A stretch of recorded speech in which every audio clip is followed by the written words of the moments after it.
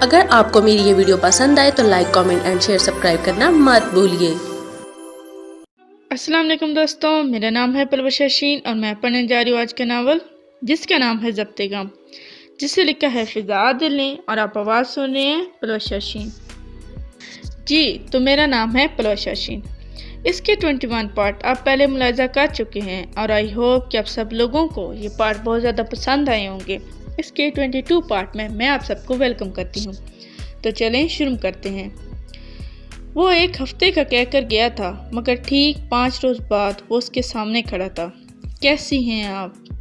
وہ دونوں اس وقت یونیورسٹی کے گراؤنڈ میں ایک طرف لگے درخت تلے بیٹھی تھی۔ مناہل نوٹس بنا رہی تھی، ردا موبائل فون میں مصروف تھی۔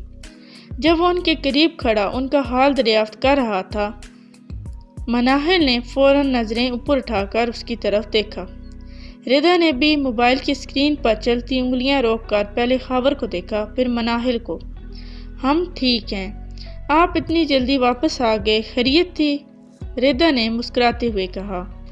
مناہل نے اس کی بات کا کوئی جواب نہیں دیا اور وہ ابھی بھی چپ چاپ اسے دیکھ رہی تھی، شاید خود کو یقین دلا رہی تھی کہ وہ اس کے سامنے کھڑا ہے۔ میں یہاں بیٹھ سکتا ہوں؟ اس نے قریب ہی اشارہ کرتے ہوئے کہا۔ جی ضرور۔ ردا نے اپنا ہینڈ بیگ وہاں سے تھوڑا کھسکا کر اپنی جانب کیا۔ وہ ان کے قریب ہی آلتی پالتی مارے بیٹھ گیا، بالکل ویسے ہی جیسے وہ دونوں بیٹھی ہوئی تھی۔ جی تو کیا کہہ رہی تھیں؟ آپ کے واپس کیوں آ گیا؟ وہ ردا کی طرف دیکھ کر بولا۔ جی آپ کو غالباً 1 ہفتے بعد آنا تھا، مسلسل ردا ہی بول رہی تھی۔ مناہل نے پھر سے نظریں جھکا لیں۔ وہ اپنی کتابوں پر متوجہ ہو گئی تھی، مگر یقیناً وہ ان کی باتوں پر متوجہ تھی۔ خاور نے پہلے ردا کو دیکھا، پھر مناہل کی طرف دیکھتے ہوئے بولا، دل نہیں لگ رہا تھا گاؤں میں، اس لیے واپس آ گیا۔ مناہل نے نظریں فوراً اٹھائیں۔ کیوں؟ دل کیوں نہیں لگ رہا تھا؟ وہ پھر سے بولی۔ شاید یہیں کہیں رہ گیا تھا، اس لیے نہیں لگ رہا تھا، اس نے مناہل کی طرف دیکھتے ہوئے کہا۔ آپ کیوں خاموش ہیں؟ انسان حال ہی پوچھ لیتا ہے، اس نے مناہل سے کہا۔ مناہل نے ایک بار پھر نظریں اوپر اٹھائیں۔ وہ کچھ بولتی بعد میں، پہلے وہ اپنی بے ترتیب ہوئی دھڑکنوں کے اتار چڑھاؤ محسوس کر رہی تھی۔ کیسے ہیں آپ؟ اس نے ہاتھ میں پکڑے پن پر کیپ چڑھاتے ہوئے کہا۔ آپ کے سامنے ہوں۔ اس کی آنکھوں میں انہونی سی چمک تھی۔ اچھا، اور کیسا رہا شادی کا فنکشن؟ انجوائے کیا؟ ردا نے مناہل کی اڑی رنگت کو نظر انداز کرتے ہوئے پوچھا۔ شادی تو آج شروع ہوگی وہاں، وہ مناہل سے نظریں ہٹاتے ہوئے بولا۔ کیا؟ تو پھر آپ واپس کیوں آ گئے ہیں؟ شادی اٹینڈ کر کے آنا چاہیے تھا نا آپ کو؟ ردا کو حیرت ہوئی۔ بتایا تو ہے، بس دل ہی نہیں لگ رہا تھا، وہ مختصر بولا۔ عجیب بات ہے بھائی، شادی میں کس کا دل نہیں لگتا؟ ردا نے اپنی حیرت ظاہر کی۔ دل پاس ہو ہی نہ تو کیسے لگے؟ وہ دھیرے سے بولا۔ اچھا چلتا ہوں میں، میری کلاس کا ٹائم ہو رہا ہے۔ اوکے، پھر ملاقات ہوگی۔ اپنی کلائی پر بندھی گھڑی پر وقت دیکھتے ہوئے بولا، پھر اٹھ کھڑا ہوا۔ اس نے معمول سے ہٹ کر بلیک کرتا اور شلوار پہن رکھی تھی، جس میں اس کا گورا رنگ اس کی بروجھاہٹ شخصیت کو مزید سحرانگیز کر رہا تھا۔ گراؤنڈ میں کھڑی سبھی لڑکیوں نے یقیناً مڑ مڑ کر دیکھا ہوگا۔ وہ اس قابل تھا کہ اسے بار بار دیکھا جاتا۔ وہ ایکسکیوز کرتا ان کو بیچ سے اٹھ گیا۔ مناہل اسے جاتا دیکھ رہی تھی۔ کچھ آگے جا کر اس نے گردن پیچھے موڑی۔ وہ مناہل کی طرف دیکھ کر مسکرا دیا۔ بے ساختہ اس کے لبوں پر بھی مسکراہٹ ابھری۔ اس سے دل پرسکون ہوتا محسوس ہوا، وہی دل جو پچھلے 3 دن سے مسلسل مضطرب تھا۔ وہ نظروں سے اوجھل ہو گیا۔ وہ ابھی بھی اس کی طرف دیکھ رہی تھی۔ ردا کی نظریں مسلسل مسکراتی ہوئی مناہل پر تھیں۔ جو سکون اس کے دل میں اترا تھا اس کے چہرے پر پھیلا محسوس ہو رہا تھا۔ مناہل، اس نے پکارا۔ ہاں، اس نے اس کی جانب دیکھا۔ ٹھیک ہو تم؟ اس نے اس کے کندھے پر ہاتھ رکھا۔ ہاں، ٹھیک ہوں، مناہل نے مسکراتے ہوئے سر ہلایا۔ خوش ہو بہت؟ ردا نے دوبارہ پوچھا۔ ہاں، مناہل پھر سے مسکرائی۔ وہ تمہارے لیے واپس آئے ہیں، ان کا دل تمہارے پاس رہ گیا تھا مناہل۔ ردا نے اس کی طرف بغور دیکھتے ہوئے کہا۔ معلوم نہیں ایسا ہے یا نہیں، مگر میرا دل بہت پرسکون ہو گیا ہے۔ آج اس کے لہجے میں واقعی ہی سکون تھا۔ وہ چپ چاپ اسے دیکھنے لگی، پچھلے 5 دنوں کا محاصرہ کرنے لگی۔ اسے یونیورسٹی میں مناہل کی نظروں میں ہر روز خاور کو تلاش کرتی نظر آتی تھی۔ آج اس کی تلاش ختم ہو چکی تھی۔ محبت اظہار مانگتی ہے اور اظہار ہو چکا تھا، بلکہ محبت اپنے پورے جوبن پر تھی، صحیح معنوں میں جسے کہتے ہیں نہ دن کا ہوش نہ رات کی خبر۔ بالکل ایسا ہی ان دونوں کے ساتھ ہو رہا تھا۔ یونیورسٹی میں ہر کلاس ختم ہونے کے بعد وہ دونوں ملتے تھے۔ اکثر کلاس بنک ہو جاتی تھی، مگر انہیں ایک دوسرے کا ساتھ تیسرا کسی بھی احساس کی خبر نہ دیتا تھا۔ یونیورسٹی کے بعد کا پورا دن موبائل فون کالز یا میسیجز پر منحصر ہوتا تھا۔ ردا نے بہت بار اسے سمجھانے کی کوشش کی تھی، مگر وہ یہ بات بھی جانتی تھی کہ محبت جب انتہا کی سولی پر ٹنگی ہو تو دور بہت دور گہری کھائی بھی جنت کا گما دیتی ہے۔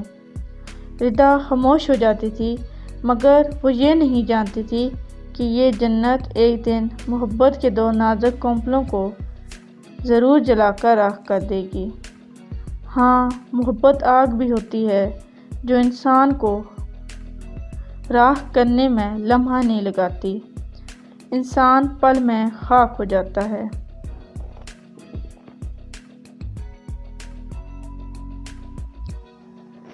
ان کی دوسری ملاقات ایشین سٹار ریسٹورنٹ میں ہوئی تھی۔ اس دن بھی اتفاق سے شہزیب اکیلا ہی وہاں آیا تھا۔ وہ اس وقت کسی گورے کے ساتھ تھی۔ وہ شہزیب کو کاؤنٹر پر کھڑا دیکھ کر گورے سے ایکسکیوز کرتی وہاں سے اٹھ کھڑی ہوئی۔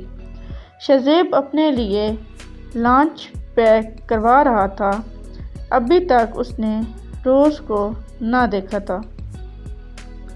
سنو، وہ کاؤنٹر پر پیمنٹ کر رہا تھا جب اس نے اسے کندھے سے پکڑ کر مخاطب کیا۔ وہ پیچھے پلٹا۔ وہ اپنے مخصوص حلیے میں اس کے سامنے کھڑی تھی، سلیو لیس ٹائٹ شرٹ، کرلی کھلے بال اور میک اپ کی بھاری تہہ۔ وہ بغیر کوئی جواب دیے اس کی جانب دیکھنے لگا۔ دوبارہ مل سکتے ہو مجھ سے؟ اس نے ارد گرد دیکھتے ہوئے پوچھا۔ مل سکتا ہوں، مگر ابھی اس کی بات مکمل نہ ہوئی تھی کہ وہ کاٹتے ہوئے بولی، اوکے، جس طرح پہلے تم ملے تھے مجھ سے اسی طرح ملنا ہوگا۔ تم مجھ سے کیوں ملنا چاہتی ہو؟ شہزیب اس کی بات سن کر کچھ سوچتے ہوئے بولا۔ اسے اس کے رویے پر حیرت ہوئی۔ تم مجھ سے کیوں ملنا چاہتے تھے؟ اس نے سوال کے بدلے سوال کر ڈالا۔ میں جاننا چاہتا تھا تم کون ہو۔ جان چکے ہو، اب مزید کچھ نہیں جاننا چاہتے میرے بارے میں؟ اس کی آنکھوں میں نمی تھی۔ میں سب جانتا ہوں تمہارے بارے میں۔ میں اب جب جان گیا ہوں سب، تو چاہتا ہوں کہ ہمارا دوبارہ کبھی سامنا نہ ہو۔ شہزیب نے اس کی آنکھوں کی نمی نظر انداز کرتے ہوئے کہا۔ روز خاموش رہی۔ اس نے کاؤنٹر پر رکھے پیکٹس اٹھائے، ریسٹورنٹ سے باہر نکل گئی۔ وہ دیر تک اسے جاتا دیکھنے لگا، پھر وہ واپس اسی گورے کی میز کی جانب چل دی۔ جس دن شہزیب نے اس کو ہوٹل کے کمرے میں بلایا تھا اور وہ وہاں سے بھاگ آئی تھی، اس دن کے بعد ایک لمحہ بھی اس کے سکون سے نہ کٹا تھا۔ وہ رات اس نے جاگتے ہوئے گزاری تھی۔ کوئی اچانک اس کے سامنے کھڑا ہو کر یہ سوال کرے، کون ہو تم؟ اس نے کبھی سوچا نہ تھا۔ ہاں، وہ یہ ضرور چاہتی تھی کہ زندگی اسے صرف ایک موقع دے، وہ اپنے پیاروں سے ہاتھ جوڑ کر معافی مانگ سکے۔ اتنے سال ان خاردار راہوں پر بھٹکتے ہوئے اسے اس بات کا یقین ہو چکا تھا کہ وہ واپس کبھی نہیں پلٹ سکتی۔ ایک ابدی جنت کو ٹھکرا کر وہ مصنوعی جنت پر چل نکلی تھی، مگر قسمت نے اسے وہاں پٹکا جہاں واپسی کا کوئی گمان تھا، نہ منزل کا کوئی نشان تھا۔ اس نے گزشتہ زندگی میں صرف اور صرف دنیا والوں کے سامنے خود کو لبرل اور ماڈرن ظاہر کرنے کے لیے کبھی خدا کا در نہ کھٹکایا تھا۔ پھر ایک وقت ایسا آیا کہ خدا اس سے ناراض ہو گیا۔ ایسا ناراض ہوا کہ اس کو دنیا جہاں کی آزادی دے کر اپنی رحمت کا ہر در اس پر بند کر دیا۔ اب وقت یہ تھا کہ اس کے پاس اپنے ناراض رب کو منانے کے لیے الفاظ تھے، نہ حوصلہ بچا تھا۔ یہاں تک کہ اسے لبرل دنیا والے اب اسے ایسے کرنے کی اجازت ہی نہیں دیتے تھے۔ ہاں، سچ تو یہ تھا کہ وہ اپنی آزادی کی آڑ میں اب کٹھ پتلی بن چکی تھی، ایسی کٹھ پتلی جس کی اپنی کوئی چاہت، کوئی منشا نہیں ہوتی، وہ صرف ناچتی ہے اس کے اشاروں پر، جس کے ہاتھوں میں اس کی ڈور ہوتی ہے۔ وہ بھی ناچ رہی تھی، اس نے اب تاعمر ناچتے رہنا تھا۔ پہلی بار جب اس نے شہزیب کو شوبی کی برتھ ڈے پارٹی میں دیکھا تو وہ اسے دیکھتی ہی پہچان گئی تھی کہ وہ کون ہے۔ باوجود نشے کی حالت کے بھی اس کے دماغ نے تیزی سے کام کیا تھا، مگر وہ اس وقت جس حالت میں تھی وہ نہیں چاہتی تھی کہ شہزیب بھی اس کو دیکھتی ہی پہچان لے۔ مگر ایسا ہی ہوا تھا، وہ اس کو بہت قریب سے دیکھنے کے بعد بھی نہ یاد کر پایا تھا کہ وہ کون ہے۔ دوسری بار بھی اس نے جب ریسٹورنٹ میں اسے ایک گورے دوست کے ساتھ دیکھا تو وہ تب بھی اس حالت میں نہیں تھی کہ وہ اس کے سامنے اپنی اصلیت ظاہر کر پاتی۔ اس بار بھی اس نے اس کی نظروں سے فرار ہونے میں ہی مصلحت جانی۔ تیسری بار وہ اپنے گاہک کی منتظر تھی۔ وہ اس روز بھی اس حالت میں نہ تھی کہ شہزیب کا سامنا کر پاتی، کیونکہ اس کے گاہک کے لیے اسے خاص طور پر تیار کر کے بھیجا گیا تھا۔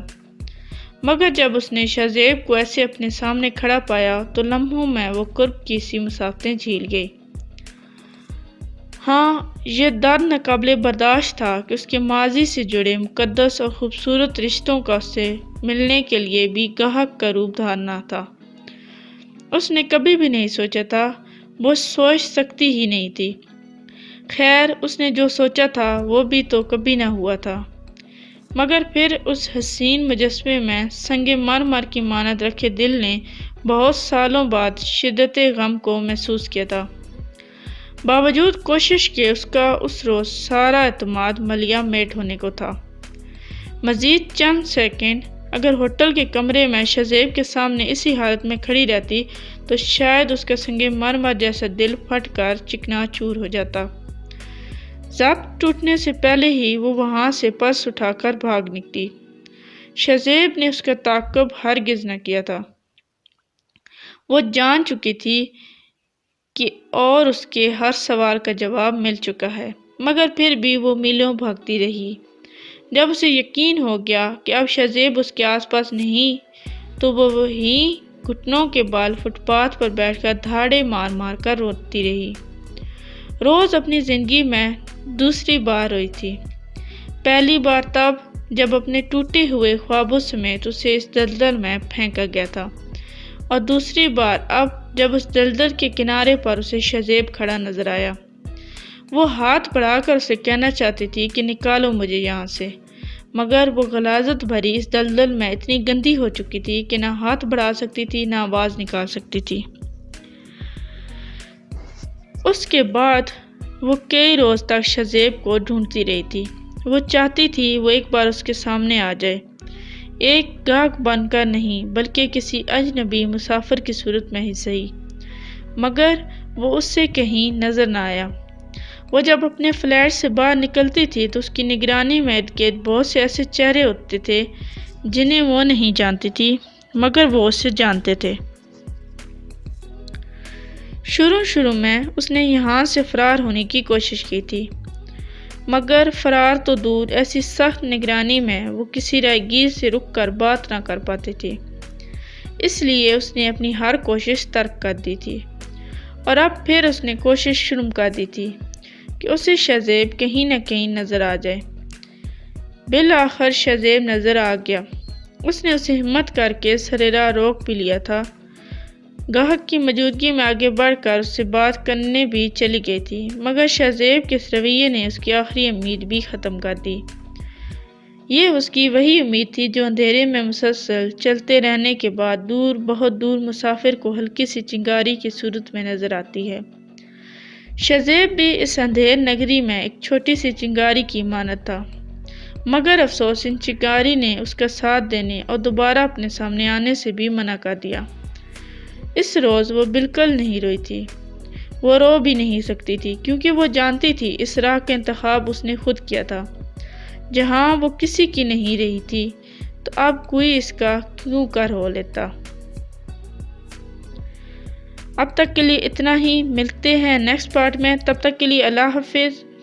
Please like, subscribe and share our channel and press the bell icon for more videos.